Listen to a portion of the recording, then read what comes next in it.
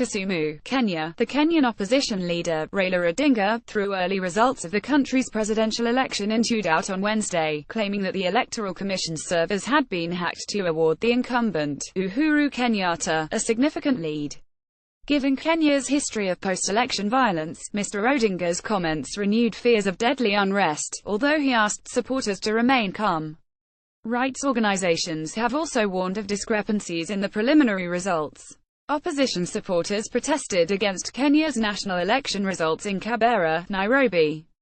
Tony Karamba Agents France Press, Getty Images. Protests followed shortly afterward in parts of Kisumu, one of Kenya's biggest cities and an opposition stronghold.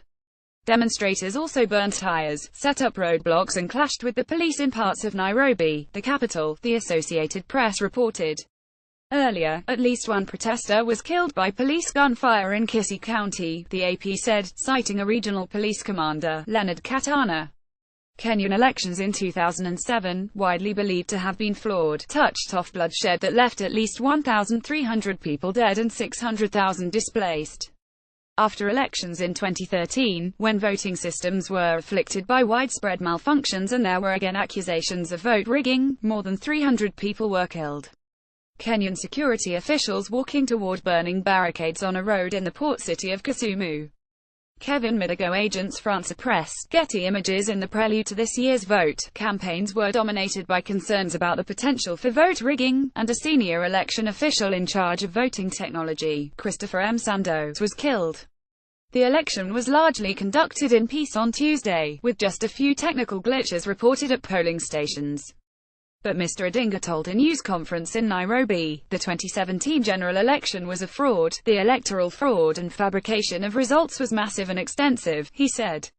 Kenyan police chased protesters in the Mathare slum in Nairobi. Carl D'Souza Agents France Press, Getty Images. Preliminary results showed that with more than 90% of votes counted, Mr. Kenyatta was 10 percentage points ahead of Mr. Odinga, with a share of votes well ahead of the 50% needed to avoid a runoff. Mr. Odinga said hacking had taken place between 12:37 p.m. and 4 p.m. on the day of the election. The hackers, he said, had used the credentials of Mr. M. Sandoz to instruct the servers of the Electoral Commission to doctor results from polling stations. They loaded an algorithm which is a formula to create a percentage gap of 11% between our numbers, he said, adding that the figure was a function of a formula. Mr. Odinga, 72, who is running for a fourth time, said that his party's tallying showed that he should be leading, although he refused to produce results to confirm that. He also declined to reveal the source of the hacking allegations. The mother of a man shot in the head, allegedly by Kenyan police, covered her son's body in an alley of the Mathare slum. Marco Longeri Agents France Press, Getty Images. Kura Yangu Sauti Yangu, a coalition of rights groups coordinated by the Kenya Human Rights Commission, said in a statement that the voting had been orderly, but that early results were completely unverifiable, and that their publication risked serious political instability. The coalition of rights groups cited as examples discrepancies between nationally announced figures and official written tallies are made at 5 polling places. At one, in Nandi County, northwest of Kisumu, the group said that the local written tally had shown 9 rejected votes and that the Electoral Commission had reported 439. The chief executive of the Independent Electoral and Boundaries Commission, Ezra Chilaba, said at a news briefing, however, that the commission was comfortable where they are. Supporters of Mr. Odinga protested on Wednesday in Mathare. Luis Tato Agents France Press, Getty Images. I wish to confirm that our elections management system is secure, Mr. Chiloda said.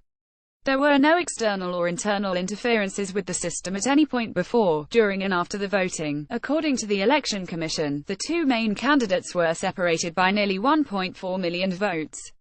The mood was tense in Kisumu, where residents said they were furious about what they called a hacked election. Mr. Odinga at a news conference in Nairobi. He said the national server tallying election results had been hacked using the credentials of an official who was killed. Jerome Delay Associated Press. Large parts of the city were calm, but in the Kandele neighborhood, crowds were being dispersed by police officers using tear gas. Part of a nearby road was blocked, and tires had been set on fire.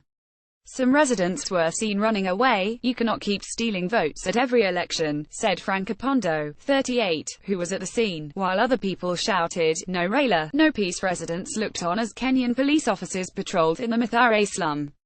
Marco Longeri agents France Press, Getty Images. "The elections are not fair," said Milama Obwanda, 37, as a crowd quickly formed around him. "We're not going to relax until the decision we made yesterday is respected." His friend Dory Nationo said that the hacking accusations and the killing of the election official needed to be investigated if the authorities and institutions in Kenya were to be trusted. "We want to know," she said. "We want leaders with clean hands. We're not going to take it anymore." People waiting for election results in a bar in Kibera. Andrew Renizen, Getty Images. Throughout his campaign, Mr. Odinga stirred up supporters by warning that the election could be stolen. He said he had been robbed of victory in the previous two contests. In 2013, Mr. Kenyatta won by a margin so tiny that Mr. Odinga sought unsuccessfully to have the Supreme Court invalidate the election. Fred Matiang'i, the acting Interior Minister and a member of Mr. Kenyatta's Jubilee Party, called on Kenyans to wait for the final results from the Electoral Commission. "Until then, we remain committed to do our part in ensuring that the country is secure and safe," he told a news conference. Mr. Matiang'i said the government was not aware of post-election protests, and he asked Kenyans to resume their daily activities. "Be very careful of information that is bandied around on social media," he added.